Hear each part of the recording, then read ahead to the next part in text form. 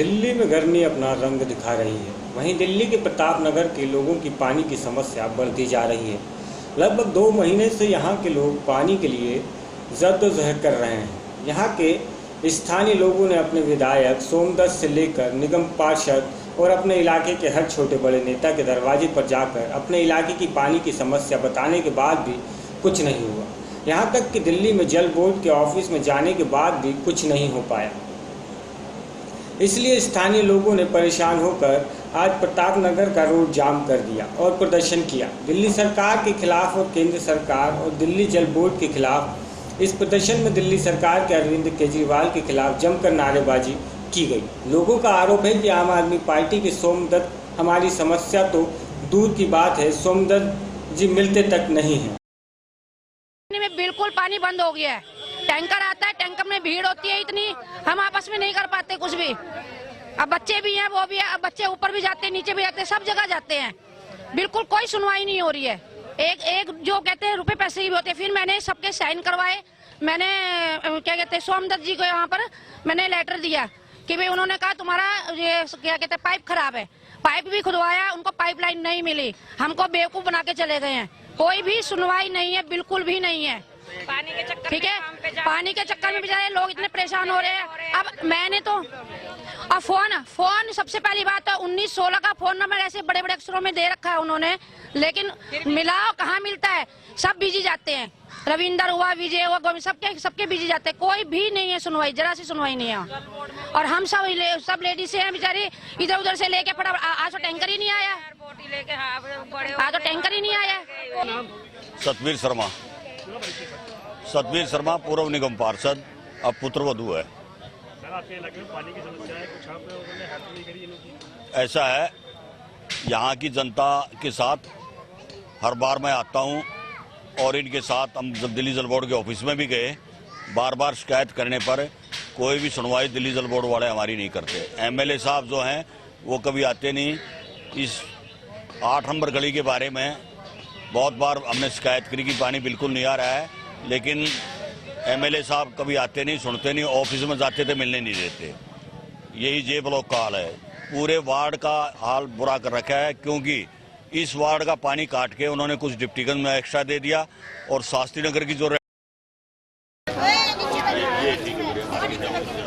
पानी के बारे में भाई बहुत अच्छी बात, ये चीज के हम आगे पानी की समस्या बहुत है। पानी नहीं आ रहा आगे से, ठीक है जी, पानी लेने कहाँ आते हम? अरे मुख्यमंत्री के पास पैसा ही नहीं है। कहाँ गया पैसा? वो कहाँ गया? कहाँ गया? पीछे मीडिया बताएगी कि पैसा कहाँ गया मुख्यमंत्री के पास। लोगों की पेंशन नहीं दे रहे हैं, लोगों की पेंशनें नहीं आ रही है। आज का मुख्यमंत्री है बेकार खा गया। 15 साल में कोई परेशानी दिक्कत नहीं हुई है।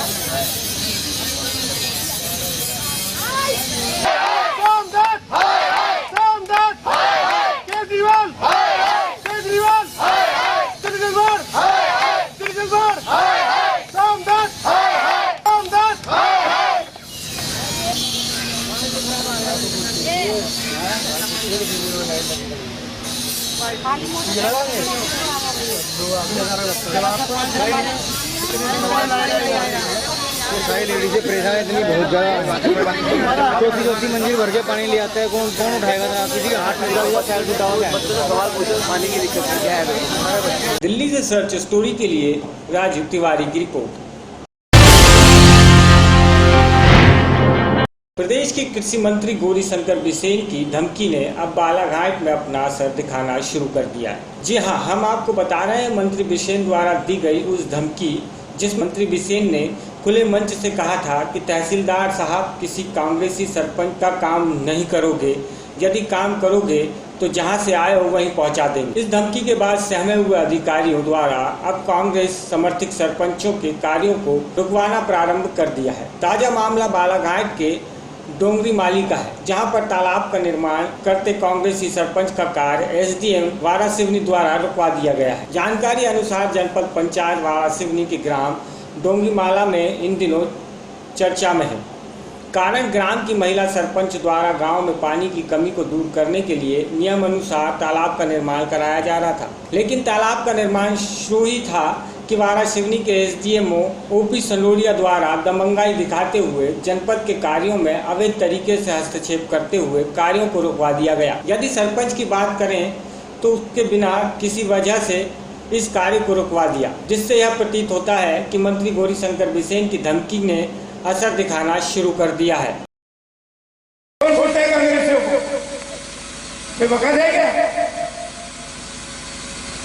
अपने कह जाओ तो मोदी ने बंद कर दो।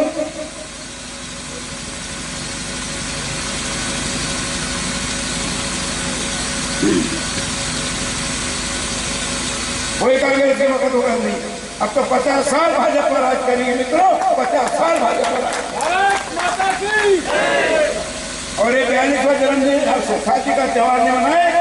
3,000 गरीबों के लिए 3 लाख का अनुदान, अलग में 3 लाख का अनुदान। आपको तो 1.5 लाख और 3 लाख,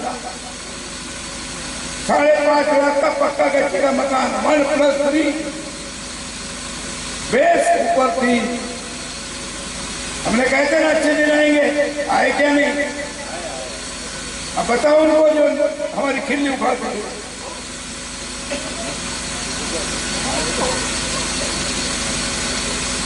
अब तहसीलदार साहब हमारे कार्यकर्ताओं से राय लेकर किसी कांग्रेसी सरपंच की सुनना नहीं, और शिकायत मिलेगी तो मैं फिर वहीं भेज दूंगा जहां से आए।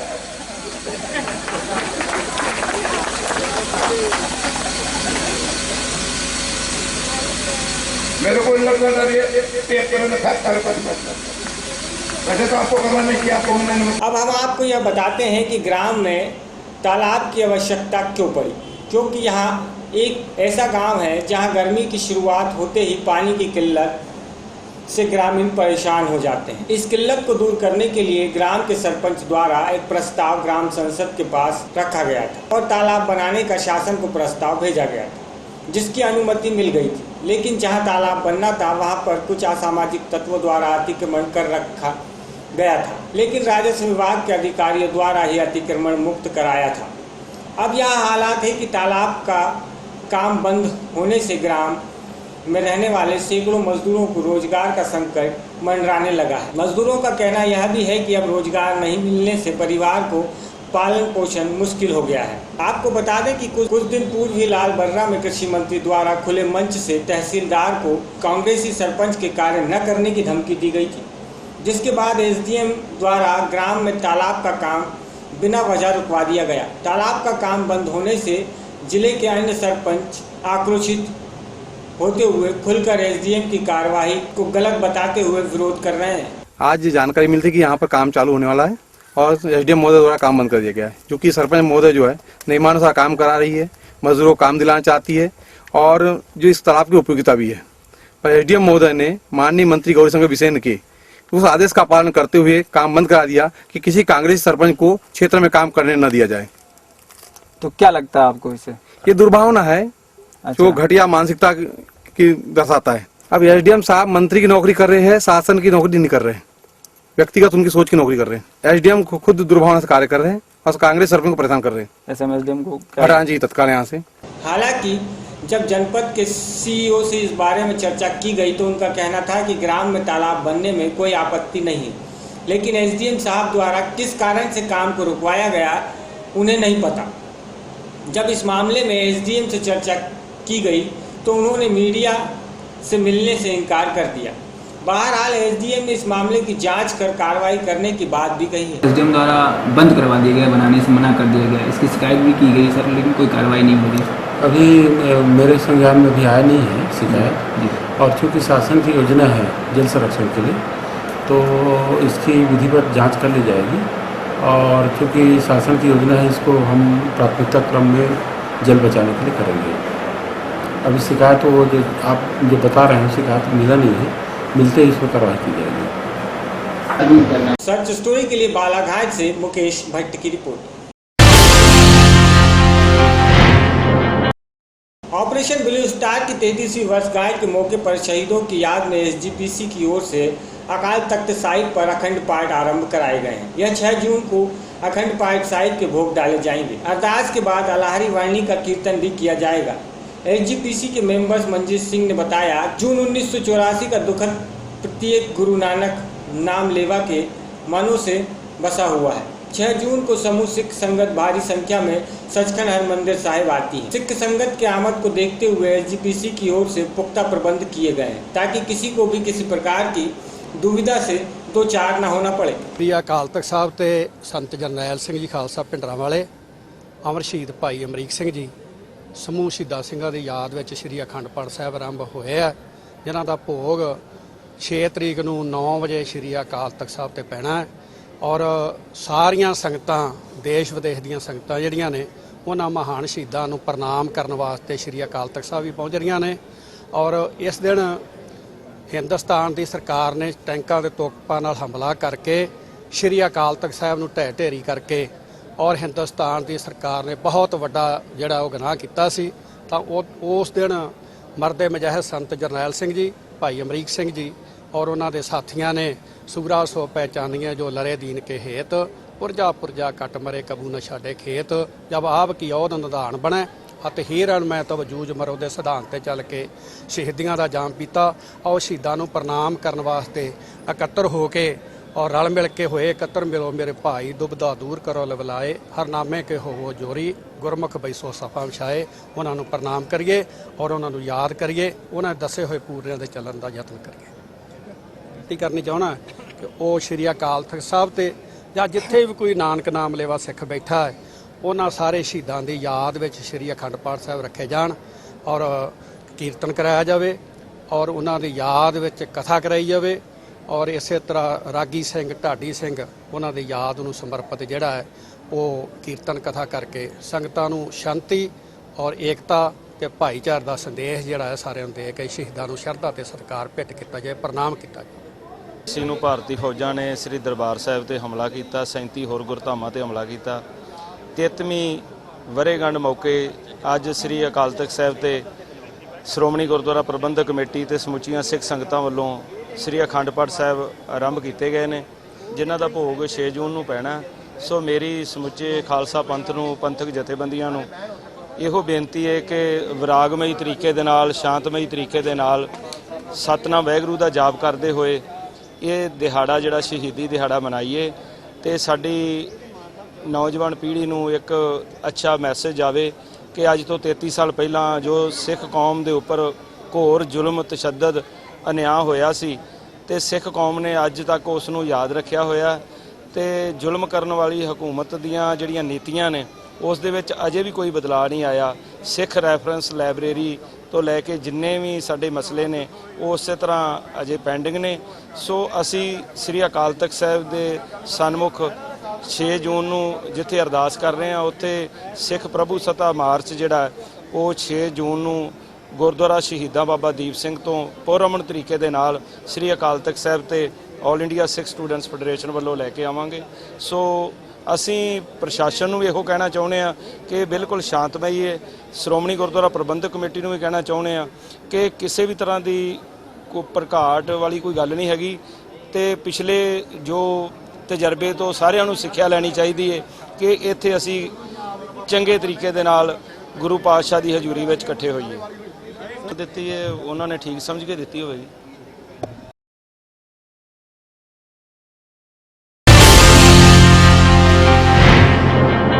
बीते कुछ दिन पहले श्रोमणी गुरुद्वारा प्रबंधक की ओर से दल खालसा के अधिकारियों के साथ मीटिंग की गई थी, जिसमें एसजीपीसी के प्रधान सरदार कृष्णपाल बंगाड़ू की ओर से 6 जून को होने वाले समागम में किसी भी तरह की हुल्लड़बाजी के बारे में कहा गया था।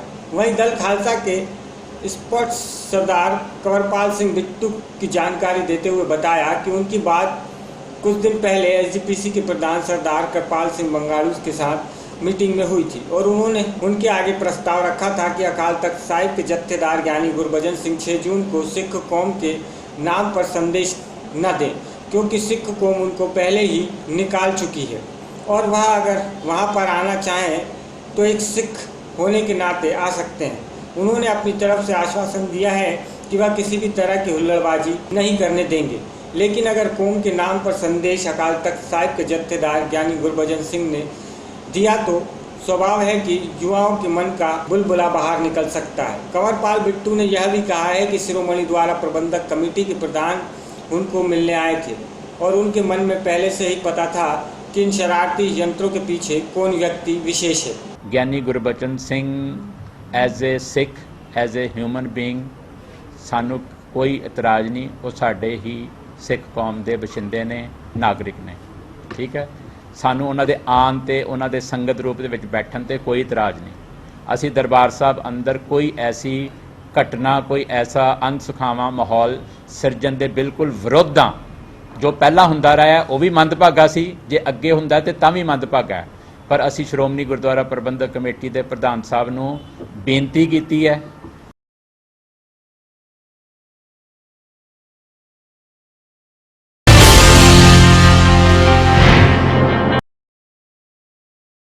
पंजाब में कांग्रेस सरकार की पूरी ताही के साथ काम कर रही है। पंजाब सरकार के लोक बॉडी मिनिस्टर नवजोत सिंह सिद्धू द्वारा पंजाब में सभी विधानसभा हल्का में जाकर विधायकों के साथ लोगों की मुश्किलें सुनने के लिए पहुंच रहे हैं।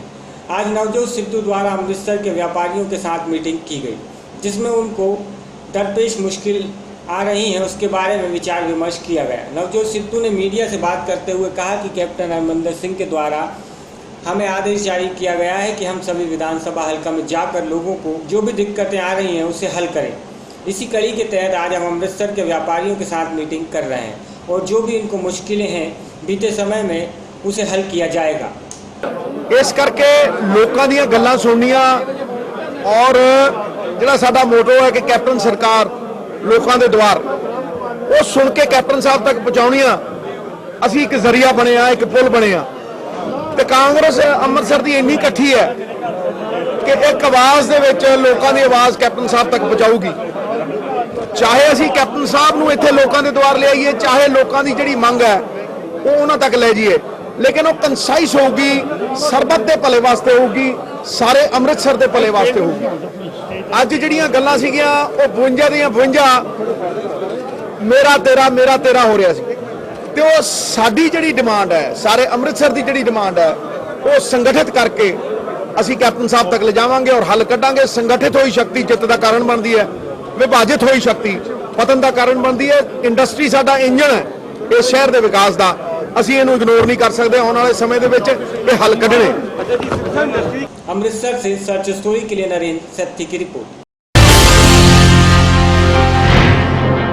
मंदिर महाकाली ट्रस्ट की ओर से 881वां आग का कैंप प्रधान रितेश शर्मा की ओर से लगाया गया, जिसमें 240 लोगों को टेस्ट किया गया और मौके पर ही इनके ऑपरेशन किए गए, जिसमें विपिन शर्मा, इंद्रजीत शर्मा, सरपंच सुखराम किशन और शिवम विशिष्ट तौर पर हाजिर थे। पत्रकारों से बात करते हुए बताया कि कैंप मेरे पिता स्वर्गीय रमेश शर्मा जी की ओर से शुरू किया गया था।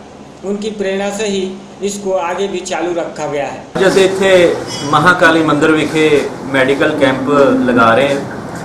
ਅਸੀਂ ਤਕਰੀਬਨ 881ਵਾਂ ਕੈਂਪ ਅਸੀਂ ਇੱਥੇ ਲਗਾ ਰਹੇ ਹਾਂ, ਜਿਹੜਾ ਕਿ ਹਰ ਮਹੀਨੇ ਦੇ ਹਰ ਐਤਵਾਰ ਇੱਥੇ ਅਸੀਂ ਕੈਂਪ ਲਾਉਂਦੇ ਹਾਂ। ਇਸ ਕੈਂਪ ਦੇ ਵਿੱਚ ਅਸੀਂ ਤਕਰੀਬਨ 250-300 ਮਰੀਜ਼ਾਂ ਦਾ ਫ੍ਰੀ ਚੈੱਕਅਪ ਕਰਦੇ ਹਾਂ ਅਤੇ ਉਹਨਾਂ ਨੂੰ ਐਨਕਾਂ ਮੁਹੱਈਆ ਕਰਾਈਆਂ ਜਾਂਦੀਆਂ। ਜਿਸ ਤਰ੍ਹਾਂ ਦੀ ਵੀ ਕੋਈ ਪ੍ਰੋਬਲਮ ਹੋਵੇ ਅੱਖਾਂ ਦੀ, ਦੰਦਾਂ ਦੀ, ਇੱਥੇ ਕੋਸ਼ਿਸ਼ ਕੀਤੀ ਜਾਂਦੀ ਹੈ ਹੱਲ ਕਰਨ ਦੀ। ਮਹਾਕਾਲੀ ਮੰਦਿਰ ਹਮੇਸ਼ਾ ਹੀ ਸਮਾਜ ਦੇ ਨਾਲ ਉਹਨਾਂ ਦੀਆਂ ਕਠਿਨਾਈਆਂ 'ਚ, ਉਹਨਾਂ ਦੀਆਂ ਮੁਸੀਬਤਾਂ 'ਚ, ਲੋਕਾਂ ਦੀਆਂ ਮੁਸੀਬਤਾਂ 'ਚ ਹਮੇਸ਼ਾ ਨਾਲ ਖੜਾ ਰਿਹਾ ਹੈ ਅਤੇ ਅੱਗੇ ਵੀ ਕੋਸ਼ਿਸ਼ ਇਹੋ ਹੀ ਰਹੇਗੀ ਕਿ ਕਿਸੇ ਤਰ੍ਹਾਂ ਦੀ ਵੀ ਕਿਸੇ ਵੀ ਜ਼ਰੂਰਤਮੰਦ ਪਰਿਵਾਰ ਨੂੰ ਮਦਦ ਦੀ ਲੋੜ ਹੋਵੇ ਤੇ ਮਹਾਕਾਲੀ ਮੰਦਿਰ ਉੱਥੇ ਖੜਾ ਹੋ ਕੇ ਉਸ ਪਰਿਵਾਰ ਦੀ ਮਦਦ ਕਰੇ। ਜੈ ਮਾਤਾ। अमृतसर से नरेंद्र सेठी की रिपोर्ट।